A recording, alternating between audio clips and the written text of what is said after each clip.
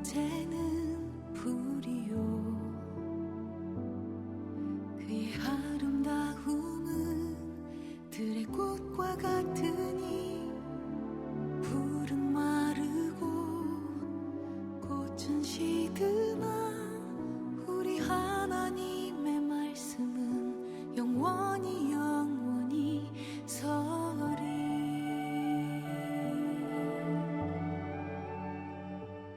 오늘 이 밤에 우리에게 주신 하나님의 말씀은 사도행전 6장 1절에서 7절입니다. 그때의 제자가 더 많아졌는데 헬라파 유대인들이 자기의 과부들이 매일의 구제에 빠짐으로 히브리파 사람을 원망하니 12사도가 모든 제자를 불러 이르되 우리가 하나님의 말씀을 제쳐놓고 접대를 쌓는 것이 마땅하지 아니하니 형제들아 너희 가운데서 성령과 지혜가 충만하여 칭찬받는 사람 7을 택하라. 우리가 이 일을 그들에게 맡기고 우리는 오로지 기도하는 일과 말씀 사역에 힘쓰리라 하니 온 무리가 이 말을 기뻐하여 믿음과 성령이 충만한 사람 스데반과 또 빌립과 브로고로와 니가노르와 디몬과 바베나와 유대교의 교회 던 안디옥 사람 니골라를 택하여 사도들 앞에 세우니 사도들이 기도하고 그들에게 안수하니라. 하나님의 말씀이 점점 왕성하여 예루살렘에 있는 제자의 수가 더 심히 많아지고 허다한 제사장의 무리도 이 도에 복종하니라. 아멘. 자, 우리 인사 나누죠. 잘 오셨습니다. 참 좋은 밤입니다. 사도행전적인 교회는 어떤 특징이 있다고 했습니까? 첫째는 성령의 역사를 경험하는 교회였습니다. 둘째, 코이노니아가 있는 교회였고, 셋째, 기적을 체험하는 교회. 네 번째, 고난 중에 성장하는 교회. 그럼요, 힘들고 어려운 중에 믿음으로 해석하고 믿음으로 반응하면 우리는 영적으로 성장해요. 상처가 되고 아픔이 되고 힘듦을 경험하는데 그 인생의 깊은 터널을 지나고 나면, 그 인생의 눈물의 골짜기를 지나고 나면 그 이상의 성장해 있어요. 내가. 그럼요, 내가 좀 커져 있잖아요. 고난 중에 성장하는 겁니다. 고난이 그러니까는 우리가 바르게 살고 있는데 믿음으로 살아가려고 하는데 내게 다가오는 크고 작은 환난의 바람들, 고난들, 그 속에 하나님의 섭리가 있음을 믿으십시오. 감사함으로 받으면 반드시 영적으로 고난 중에 성장하게 하시는 줄 믿습니다. 다섯 번째, 사도행전적인 교회의 특징, 순결과 거룩을 꿈꾸는 교회. 아, 정답이 저 위에 있었구나. 센스. 나 혼자 괜히 또 물었잖아요. 괜히 순결과 거룩을 꿈꾸는 교회. 정말 그건 지혜로운 거예요. 질문에서 몰랐을 때 그 굉장히 그 자괴감이 들거든요. 이놈의 교회를 계속 다녀야 되나 말아야 되나, 예배를 드리러 가야 되나 말아야 되나, 이 고민이 생기는데 정말 지혜롭소. 한 사람도 시험 안 들겠네. 여섯 번째, 오늘 여러분 세상이 두려워해가지고 마귀 사단이 두려워해서 어쩔 줄 몰라 하고 여러분이 발걸음을 뜨거니 한 발자국 한 발자국 믿음으로 발걸음을 떼면 이 마귀 사단이 나를 건드리기 위해서 틈을 노리고 쳐들어오는 것이 아니라 아이고야 하면서 뒷걸음질 하는 걸 경험하다 오신 거죠. 네, 그럼요. 세상이 무너뜨릴 수 없는 교회였습니다. 오늘은 일곱 번째로 사도행전적인 교회는 어떤 교회라고요? 네, 좋은 일꾼을 세우는 교회. 할렐루야. 오늘날 교회가 성장하고 부흥하기 위해서는 좋은 일꾼이 정말 많은 교회, 그런 교회가 잠재적인 능력을 가지고 있는 거죠. 그러니까 사도행전적인 이 교회는 어떻게 좋은 일꾼을 세웠을까라고 하는 말씀을 함께 나누고자 합니다. 중국 춘추 시대에 있었던 일화 하나가 있는데, 이 노나라에 한 마을에 가난한 여인이 살고 있었어요. 그런데 이웃 제나라에서 노나라를 정복하려고 군사를 이끌고 이 마을에 쳐들어온 겁니다. 그러니까 모두가 다 피난길에 오른 거예요. 한 엄마가요, 한 아기를 뜨거니 안고, 한 아이는 손목을 잡고는 막 그 난리를 피해서 필사적으로 피난길에 올라요. 저건 점점 눈에 보일 만큼 점점 가까이 막 다가오고 있거든요. 그러니까 이 여인은 두 아이를 데리고 가느라고 안고 손 잡고 이러고 막 뛰니까 얼마나 힘들어요. 도저히 빨리 뛸 수가 없는 겁니다. 이러다 나도 잡히겠구나, 이러다 나도 죽는 건 아닌가, 그런 생각이 들 무렵에 부득불 안 되겠다는 생각이 들어요. 한 아이만 데리고 가야겠다. 한 아이를 버리기로 작정을 하거든요. 어떤 아이를 버렸을 것 같습니까? 가슴에 지금 품고 안고 있는 아이를 버렸을까요? 손에 잡고 가고 있는 아이를 버렸을까요? 품에 안고 있던 아기를 얼른 땅에 내려놓고요, 손목을 잡고 있던 이 아이를 탁 낫같이 해서 급히 뛰어가거든요. 여러분, 일반적으로 생각하기에는 차라리 손목을 잡고 있던 이 아이를 놓고 안고 있는 아이를 데리고 뛰어야 좀 더 빨리 도망칠 수 있을 것 같은데 그녀는 그렇지 않은 겁니다. 하지만 얼마 가지 않아서 적의 장수에게 붙들리고 말았어요. 조금 전에 아기를 버린 그녀를 다 지켜보고 있던 이 적 장수가 이상하다는 생각이 들어요. 그러니까 그 애인에게 다가가서 너는 어찌하여 그 품에 안고 있던 아기를 그렇게 내려놓고 손목을 붙잡고 있던 그 아이만을 데리고 그렇게 바삐 도망을 쳤느냐라고 물어요. 그랬더니 이 여인이 막 울면서 자초지종을 이야기하기 시작합니다. 사실은 내가 품에 안고 있던 아기는 내 아이입니다. 하지만 지금 손목을 잡고 뛰었던 이 아기는 내 형님의 아이입니다. 그러는 거예요. 난 내 아이를 누구보다 정말 사랑하지요. 하지만 내 아이를 아끼고 돌보는 것은 사적인 사랑이고, 형님의 아이, 나에게 맡겨준 그 형님의 아이를 돌보는 일은 이건 공적인 의입니다. 그래서 의를 버리고 사적인 사랑을 선택해서 형님의 아이를 버리고 내 자식을 구한다면, 그렇게 한다면 우리 집안 꼴이 어떻게 될 것이며 나아가 우리 노나라의 꼴은 또 무엇이 되겠습니까? 너무 감동적인 이야기를 하는 겁니다. 제 나라의 장군이 너무 감동을 받아가지고요, 의를 아는 여인이 살고 있는 이 마을은, 이 도성은 쳐들어갈 수 없다. 의가 있는 나라는 공격할 수 없다. 절대 공격할 수 없는 법이다라고 이야기를 한마디라고 모든 군대를 철수시켰다라고 하는 유명한 일화가 지금도 전해지고 있습니다. 여러분, 우리 교회도 이런 선한 마음을 가진, 사적인 어떤 생각보다도, 육적인 생각보다도 공적인 의를 먼저 생각하고 영적인 일을 더 생각하고 먼저 그의 나라와 그의 의를 생각할 줄 아는 그런 지도자, 그런 마음을 가진 사람들이 많아지길 소망합니다. 그런 분들이 사실 좋은 일꾼이 되는 거지요. 그런 지도자가 나오기를 우리는 간절히 소망해 봅니다만은 여전히 나라는 힘들고 어렵지요. 여러분, 고린도전서 3장에 가보면 고린도 교회 안에 있었던 파벌에 대한 기사가 나옵니다.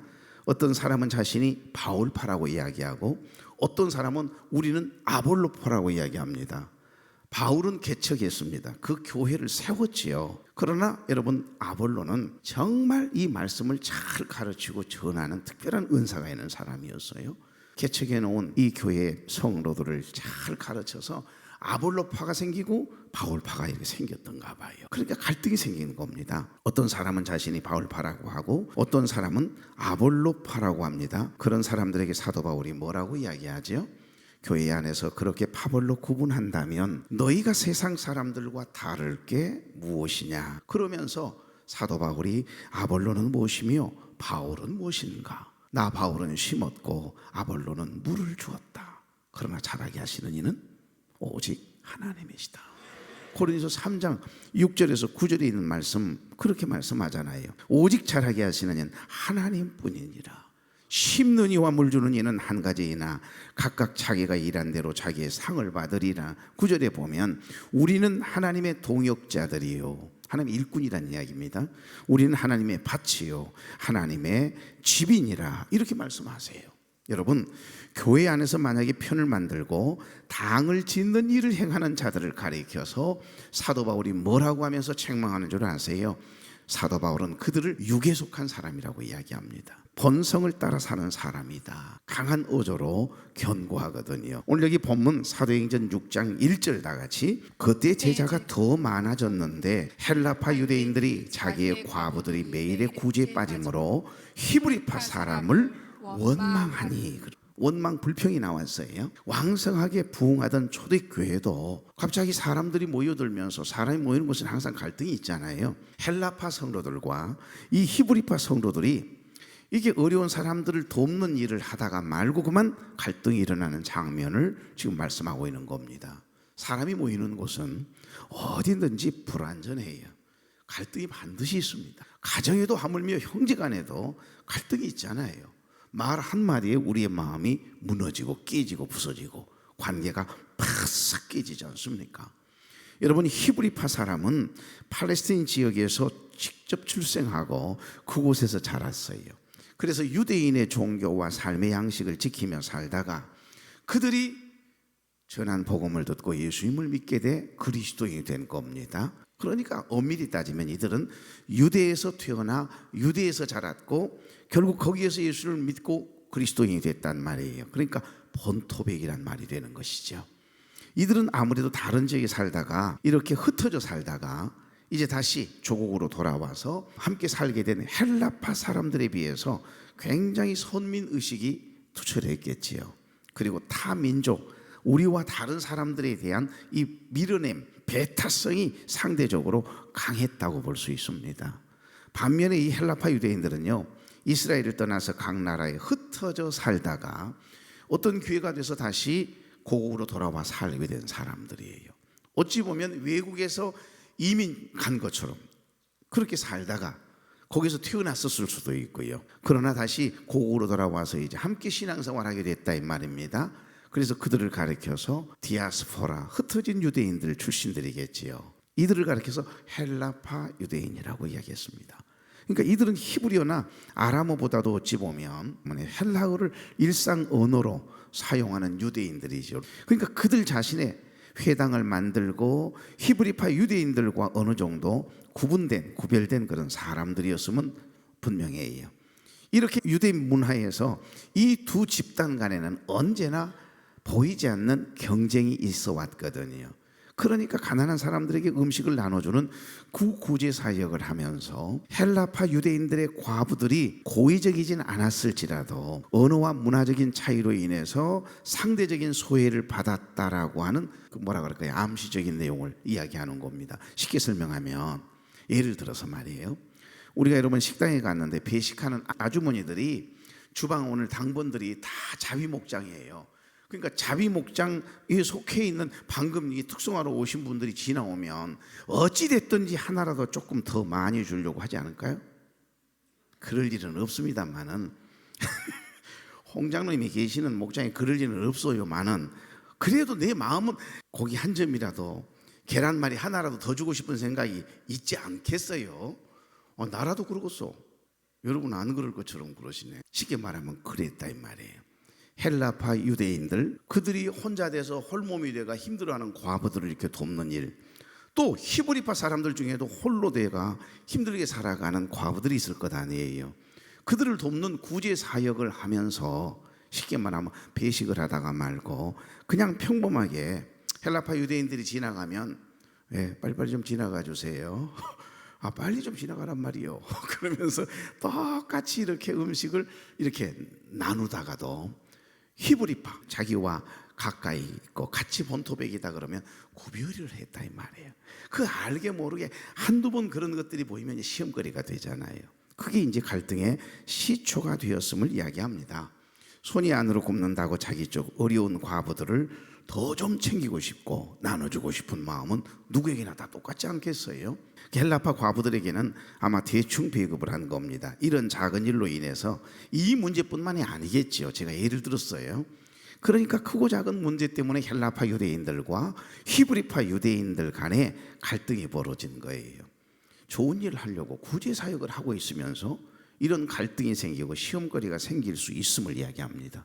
우리도 가끔 본질이 아는 일에 너무 관심을 가진 나머지 열심을 내는 바람에 진짜 마음을 써야 할 일에는 무관심할 때가 있습니다. 사람의 마음이 중요한 건데 교회란 기도와 말씀은 뒤로 하고 교회의 본질이 아닌 구제와 봉사에만 힘쓰다 보면 반드시 원망과 불평이 그리고 시험거리들이 생겨날 수 있음을 보여주는 대목이죠. 여러분, 구제와 봉사가 나쁘다는 것 아닙니다. 귀하고 좋은 일이에요. 하지만 교회는 구제와 봉사단체가 아니에요. 친교도 중요합니다만은 정말 본질은 복음을 전하는 일입니다. 우리는 교회 공동체예요. 거룩한 사람들이 거룩한 말을 하고 거룩한 생각을 품고 거룩한 행동을 통해서 다른 사람들에게 선한 영향력을 미쳐야 할 거룩한 무리들이란 말입니다. 교회는 친교를 위한 기관이 아니에요. 교회는 만인이 기도하는 집입니다. 하나님의 말씀이 선포되는 것이고 하나님을 예배하는 것이고 기도하는 것이고 찬양하는 것이고, 그래서 무슨 일을 하든지 어떤 모임을 갖든지 In Christ Jesus, 예수 그리스도 안에서 영적인 교제만 이루어져야지 세상적인 모임처럼 생각하면 안 된다는 말씀을 하고 있는 거예요.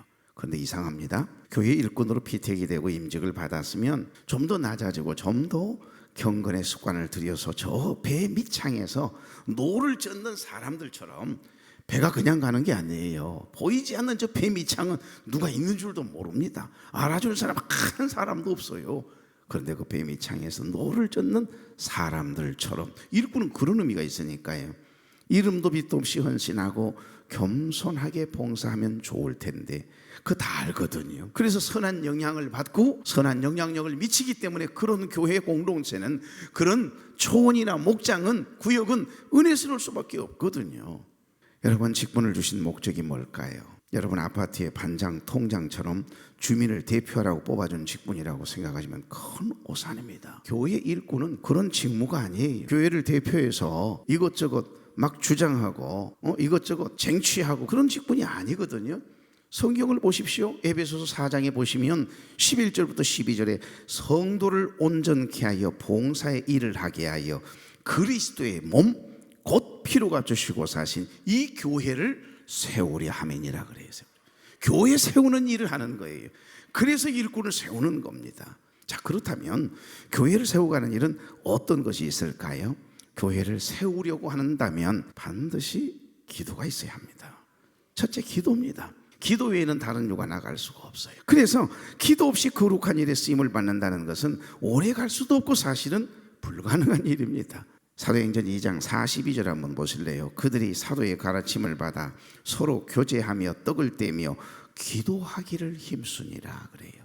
기도하기를 힘쓰니라. 꼭 여러분 철야 기도하고 금식 기도하라는 이야기가 아닙니다. 주님을 철저하게 의지하는 마음, 쉬지 않고 기도하는 마음이에요. 기도의 정신으로 삶을 대하고 기도의 정신으로 사람을 대하고 기도의 정신으로 신앙생활하라, 이런 말씀이잖아요. 교회를 부흥시키고 세워가는데 중요한 요소 중 하나는 반드시 기도가 있어야 돼요. 여러분의 구역이, 여러분의 초원이, 목장이 정말 은혜 안에 아름다운 공동체 되기를 원하십니까? 여러분의 목장, 목원들을 위하여, 구역원들을 위해서 여러분 서로 중보하며 기도해주는 좋은 공동체 만들어 보십시오. 교회가 기도로 하나님과 연결될 때 하나님의 역사가, 성령의 능력이 나타나 성장과 부흥이 일어나게 되는 것입니다. 그리고 교회를 세우는 일에 가장 중요한 것은 복음을 전하는 것. 이거 두 번째, 순서를 정하는 것 아닙니다. 요소를 이야기하는 겁니다. 전도입니다. 첫 번째는 기도, 두 번째는 전도. 그러니까 삶의 본이 되어야 하거든요. 삶의 전도가 얼마나 중요한데, 삶의 예배가 얼마나 중요한데, 여러분이 와서 눈물 콧물 쏟으면서 기도한 그 기도의 내용대로 오늘 이곳에 앞에 나오셔서 찬양하셨던 찬양단들이 그 가사대로 그 마음을 가지고 그 삶을 살아간다면, 그렇게 말하고 그렇게 삶을 대한다면 여러분은 삶의 찬양을 드리고 있는 거죠. 삶의 예배, 산제사를 드리고 있는 거예요. 특별히 교회 일꾼들은 이렇게 기도하는 일, 전도하는 일을 결코 가벼이 여기거나 소홀히 여겨서는 안 된다라고 하는 말씀이에요. 전도란 가장 중요한 것이 삶의 본이지 않습니까? 우리가 입으로 말로만 전도하는 것 아니에요. 그 사람을 어떻게든지 홀려서 교회까지는 데리고 올 수 있지 모르지만은 얼마 가지 않아서 여러분의 삶이 아닌데 이게 만약에 들통이 나면 여러분 다시 돌아가요. 돌아갑시다. 세상으로 다시 돌아가 버려요. 그럼요. 삶으로, 몸으로 하는 전도가 진짜 강력한 힘이 있는 전도예요. 사실 지금은 거의 모든 새가족들은요, 관계 전도입니다. 우리 교회 새가족들이 참 많이 들어오고 있는데 가만히 보면 그 인도자의 삶을 보고 인도자가 믿는 하나님, 힘들고 어려웠을 때이든 어떤 어려움이 있었을 때이든 그가 힘들고 어려웠을 때 이해해주고 이야기를 들어주고 긍휼 컴패션 그 마음을 같이 공유하면서 기도해 주었던 그런 삶을 바라보고 관계를 통해서 이끌림 당한 거예요. 여러분 사도행전적 교회는 이렇게 삶의 예배자들 때문에 삶의 전도자들 때문에 성령의 역사가 강하게 일어났고 코이노니아가 있는 교회가 되었고 기적을 체험하는 교회가 되었고 아멘 할 때까지 늦었어요. 고난 중에 성장하는 교회였고 순결과 거룩을 꿈꾸는 세상이 무너뜨릴 수 없는 교회가 된 겁니다. 우리가 불신자들에게 여러분 믿음이 없는 우리 자녀들에게 눈에 보이지 않는 그 하나님을 어떻게 전할 수 있겠어요? 육신의 눈으로는 볼 수 없는 하나님을 가장 쉽게 이렇게 보여줄 수 있는 방법은 우리의 삶의 예배인 줄로 믿습니다. 삶이 아름답고 본이 되면 저와 여러분이 믿는 하나님을요 믿고 싶어하게 되어 있거든요. 늘 먹으러 가는 식당, 늘 내가 가까이 하는 세탁소, 그런 분들과 인격적인 관계를 통해서 한 번도 교회를 나오라는 적은 한 번도 없어요. 근데 내가 목사라는 건 알 것 아니에요. 본인이 나도 옛날 교회에 다녔는데요 이러면서 이제 다가오면 그러면 언제 시간이 나시면 한번 오시죠. 그렇게 해서 만나고 한 사람 한 사람 교회 주위에 있는 분들이 교회를 나오기 시작해서 전도상을 받게 됐는데요. 내가 특별히 삶이 아름다웠다는 이야기를 하고 싶은 게 아닙니다. 나는 한마디도 교회 나오라고 의도적으로 전도하지 않았는데도 내가 목사인 걸 알잖아요. 내가 교회 장로라는 것을 집사라는 걸 알잖아요. 그러니까 나의 삶을 가만히 지켜보고 종업원을 대하는 주인을 대하는 그 태도를 보고 스스로 교회 한번 나가봐야겠다는 생각을 가지고 나와 주어서 내가 인도자가 된 거라니까요. 이게 삶의 전도 아닙니까? 그리고 가장 중요한 한 가지, 교회를 피로값 주시고 사신 하나님의 교회 공동체를 이렇게 세워가려면 여러분 중요한 한 가지, 예배입니다. 여러분 정말 좋은 일꾼은 기도하는 사람이어야 하고 늘 때를 얻든지 못 얻든지 복음을 전하는 거예요. 삶을 통해서라도. 그러나 가장 중요한 것은 어찌 보면 예배 생활을 철저하게 하셔야 돼요. 그런 분들이 좋은 일꾼입니다. 교회를 세우는 것은 단순히 건물을 짓는 것이 아니잖아요. 하나님을 예배하는 공동체를 이루는 겁니다. 예배를 통해서 하나님께 영광을 돌리고 성도들이 영적으로 성장하게 되고 하나님의 임재 가운데 거할 수 있는 것이니까. 그래서 성전에서 여러분 드리는 이 예배를 가벼이 여기고 멸시하고 온전히 드리지 못하는 사람들, 어떻게 하나님의 기뻐 받으시는 삶의 예배자가 되겠습니까? 영적 예배를 제대로 드릴 수 있겠습니까? 불가능합니다. 지금은 예배를 회복해야 할 때입니다. 우리 교회 모든 교우들이 여러분 코로나19 때 흐트러져 있는 그 예배가 완전히 100% 회복될 수 있기를 우리는 늘 기도하면서 나부터, 남이 아니라 나부터 모든 공적인 예배를 회복하고 기도 생활을 회복하고 경건 생활을 회복하고 늘 범사에 감사를 회복함이 있는 저와 여러분 되기를 소망합니다. 이 어려운 상황에 기도를 회복할 수 없고 예배를 회복할 수 없다면요, 이 땅은, 여러분의 가정은, 여러분의 삶은 소망이 없는 거예요. 여러분 성경 속의 타락한 백성들의 첫 번째로 드러나는 특징, 똑같은 공동점이 뭔 줄 아세요? 예배를 소홀히 했어요. 하나님의 말씀 듣기를 싫어했어요. 예배 드리는 것을 부담스럽게 여겼어요. 그러다가 다 무너졌거든요. 영적으로 다 어두워졌습니다. 나라가 멸망하고 바벨론에 70년 동안 포로 생활하면서 연단받고 훈련 받아가지고 돌아왔어도, 애굽에서 430년 동안 종노릇을 했어도, 40년 동안 광야 생활을 받았어도 여러분 다 무너졌어요. 이유가 뭐라고 생각하세요? 말씀을 듣지 않은, 말씀을 멀리한, 그 다음에 예배를 소홀히 하다가 거룩한 두려움이 사라졌기 때문에 속수무책 어둠의 세력인 마귀 사단에게 끌려가 버린 거예요. 종노릇하게 된 겁니다.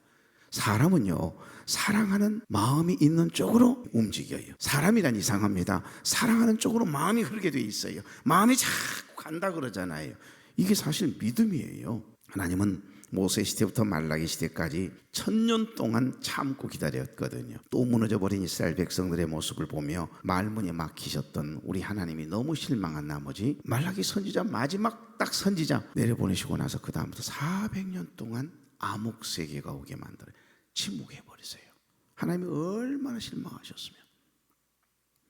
여러분 성경에서 말하는 선은 뭘까요? 하나님을 경외하는 거예요. 예수 그리스도를 믿는 믿음을 가진 사람, 그 최고의 복이라고 이야기합니다. 구약 성경에는 마카리오스라고 하는 단어를 쓰지요. 신령한 은혜를 이야기하는 것. 일상사의 염려와 근심이 없는 그 상태를 큰 복이라고 이야기하거든요.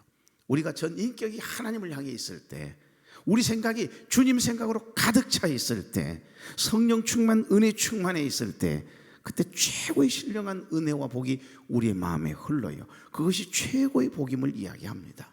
자, 그러면 진짜 선은 하나님을 경외하는 것, 하나님을 믿는 것이 진짜 선이에요. 악은 뭐라고요?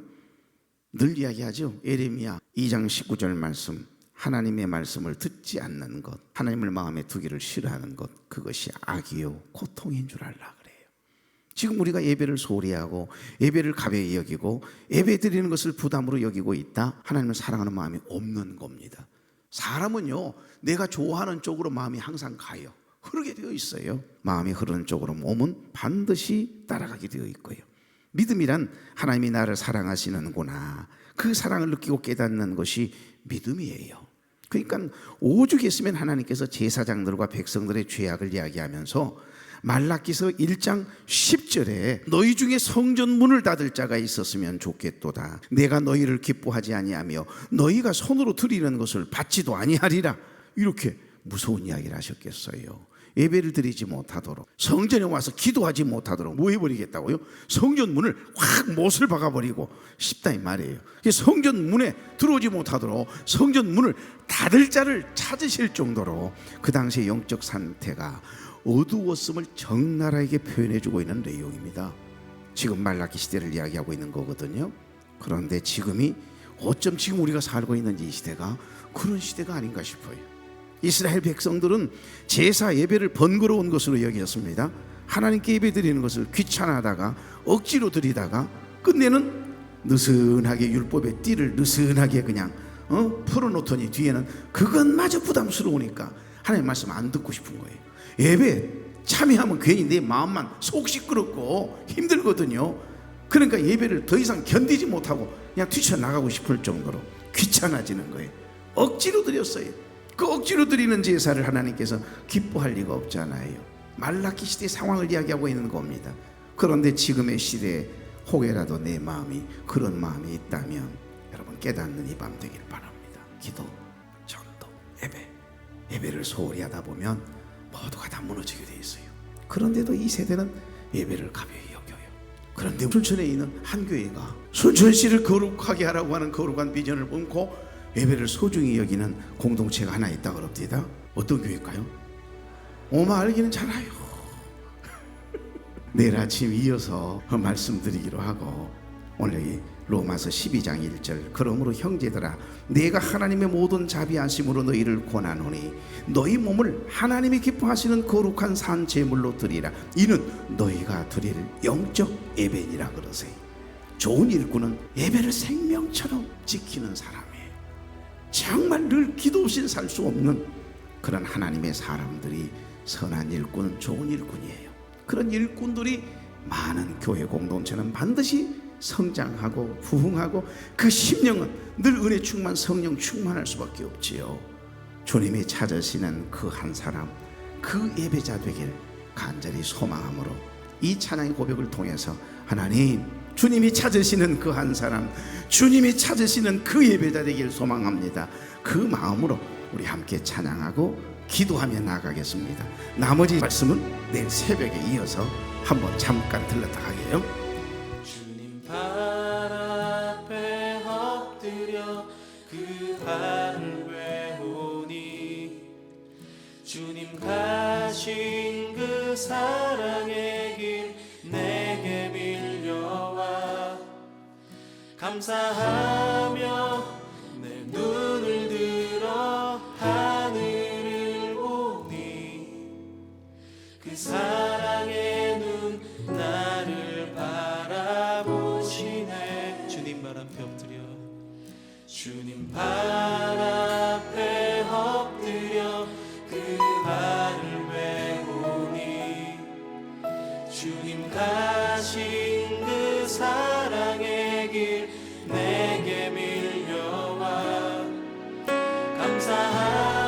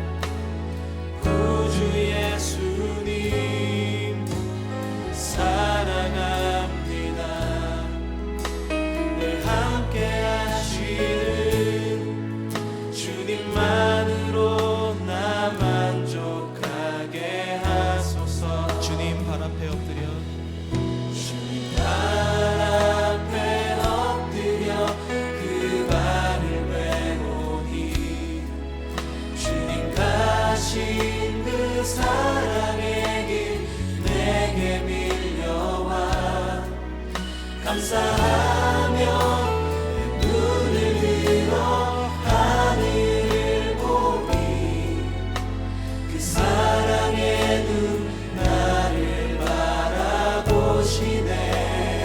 사랑합니다. 사랑합니다.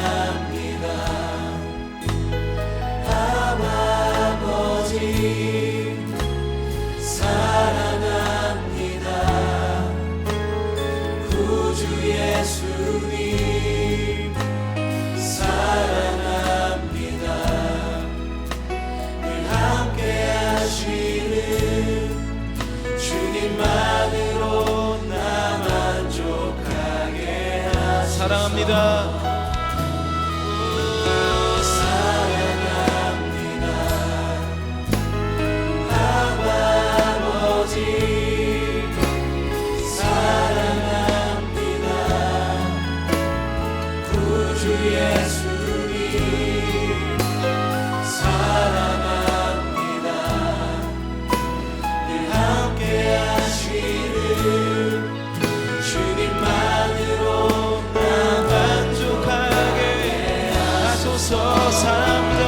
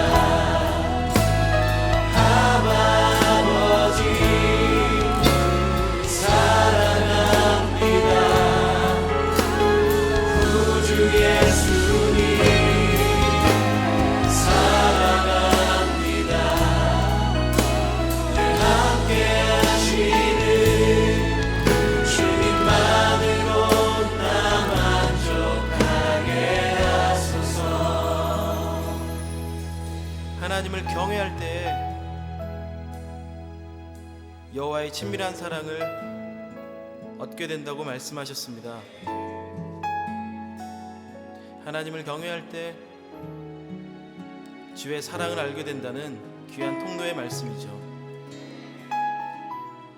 이건 다시 한번 주 앞에 기도할 때, 주님, 내 평생에 살면서 주님 경외하고 주님 사랑하고 싶습니다. 아니, 주님 경외하고 주님 사랑합니다. 이렇게 고백하며 나가도록 하겠습니다. 함께 주 앞에 사랑을 고백하겠습니다. 주님, 주님을 경외하며 주님을 예배합니다. 주님을 사랑합니다.